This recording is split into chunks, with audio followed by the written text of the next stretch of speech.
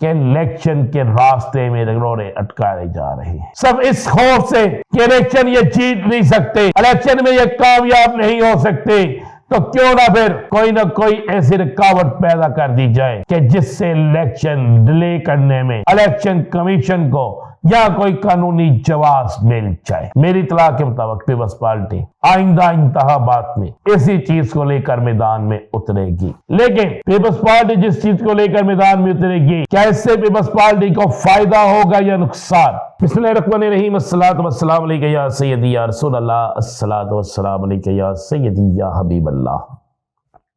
तमाम सुनने वालों को मेरा सलाम, मैं हुरा नाज़ीम।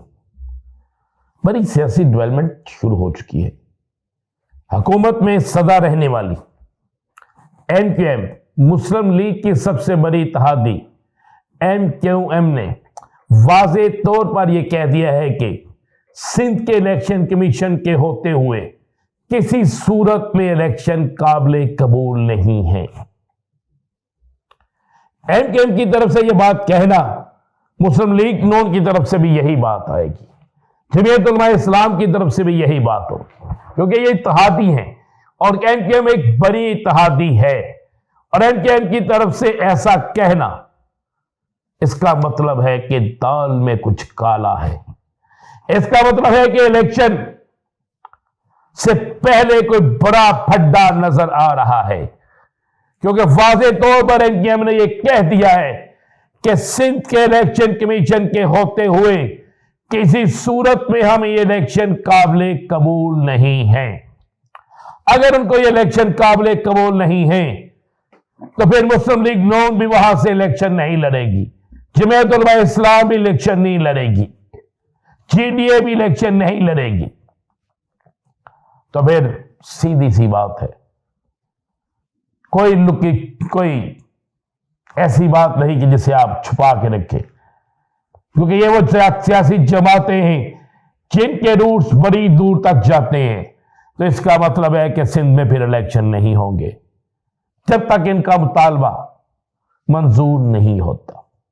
और मुतालबा मंजूर होता है तो पीपल्स पार्टी इस पर स्टैंड ले जाएगी, पीपल्स पार्टी फिर इस पर चीखेगी, पीपल्स पार्टी इस पर बोलेगी, पीपल्स पार्टी फिर इस पर बाहर निकलेगी। तो इसका मतलब सीधा और साफ सा है कि किसी ना किसी जगह कुछ चीज ऐसी पक रही है, कुछ ऐसा हो रहा है जिससे ये बात बिल्कुल वाज़े और क्लियर है कि इलेक्शन के रास्ते में रगड़ोड़े अटकाए जा रहे हैं, सब इस खौफ से कि इलेक्शन ये जीत नहीं सकते, इलेक्शन में ये कामयाब नहीं हो सकते, तो क्यों ना फिर कोई ना कोई ऐसी रुकावट पैदा कर दी जाए कि जिससे इलेक्शन डिले करने में इलेक्शन कमीशन को या कोई कानूनी जवाब मिल जाए। एक और खबर आपको मैं देता चलूं, सिंध के अंदर तो यह होना शुरू हो गया। MQM की प्रेस कॉन्फ्रेंस आपने सुन ली, MQM के अल्फाज आपने सुन लिए, पीपल्स पार्टी खुल कर जुल्फ़िकार अली भुट्टो शहीद के केस पे खुलकर सामने आना शुरू हो गई है और अब सजा, सहूलतकारी, इन तमाम चीजों पर बात करना शुरू हो गई है। मेरी इत्तला के मुताबिक पीपल्स पार्टी आइंदा इंतखाबात में इसी चीज को लेकर मैदान में उतरेगी। लेकिन पीपल्स पार्टी जिस चीज को लेकर मैदान में उतरेगी, क्या इससे पीपल्स पार्टी को फायदा होगा या नुकसान? तो फिर मैं आपको यह वक्त से पहले बता देता हूं, इससे पीपल्स पार्टी को नुकसान होगा, क्योंकि पीपल्स पार्टी उस गेम का हिस्सा रही है जिस गेम के हुकूमतें तब्दील की, जिस गेम ने बहुत कुछ किया और उस गेम के कुछ खिलाड़ी ऐसे भी थे जिनके खिलाफ अब आपके साथ पीपल्स पार्टी जाना चाहती है। तीसरी आपको खबर दे दें, नवाज शरीफ के लिए आज का दिन एक बड़ा बुरा दिन है। आज तायात महली के हवाले से चीफ जस्टिस सुप्रीम कोर्ट के रिमार्क्स और इस केस को अगले माह लगाने का मतलब कि मियां नवाज शरीफ साहब इलेक्शन से फारिग हैं।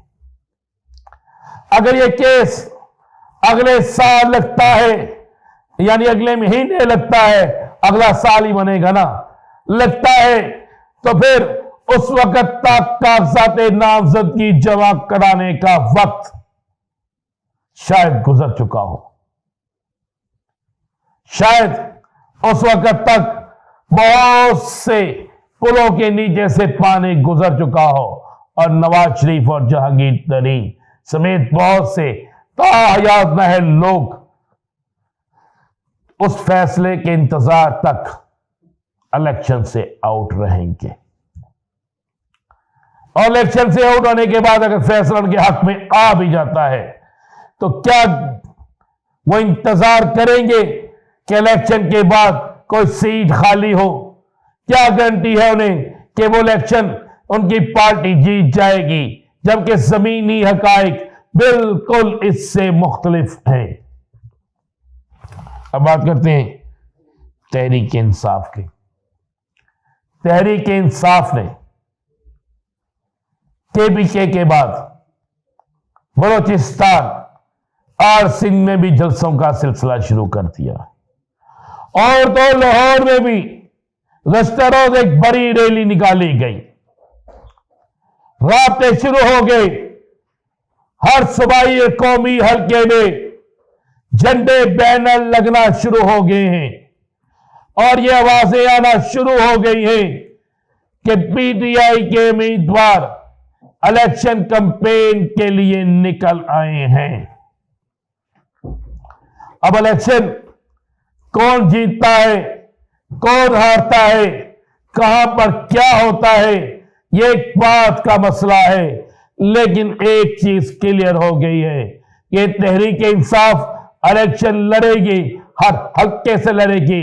और ऊपर से तहरीक इंसाफ ने पेशावर हाई कोर्ट में एक पिटीशन दायर कर दी है इलेक्शन कमीशन के हवाले से कि इलेक्शन कमीशन इस वक्त तक ऐलान नहीं करेगा, जब तक फैसला नहीं हो जाता उस वक्त तक election commission intra party election के हवाले से कोई फैसला ऐलान नहीं करेगा। यानी जो खदशा था कि बल्ले का निशान छीन लिया जाएगा, जिसकी तैयारी हो रही थी, वो सारी तैयारियां रुक गई हैं।